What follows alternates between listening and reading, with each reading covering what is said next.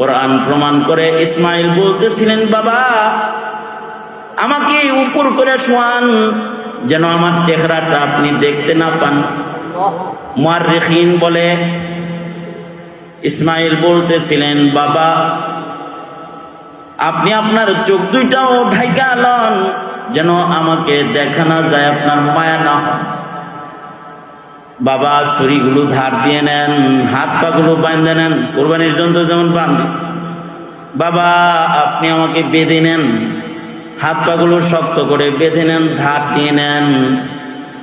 খলিলুল্লাহ আল্লাহর কাছে সন্তান জবাই করার ইমতিহান দিতে যায় যেন দিলের ভিতরে সন্তানের মায়া উথাল দিয়ে না উঠে, আব্বা আমাকে চোখের আড়াল করে নেন, আপনার চোখ বেঁধে নেন। ইব্রাহিম আল্লাহর খলিল ঠিকই তাই করছে। যখন ছুরিটা ধরছে জবিহুল্লাহর গলায় খলিলুল্লাহর ছুরি যখন হয়েছে, এই দৃশ্যটা দেখে আসমানের সব ফেরেশতারা একসাথে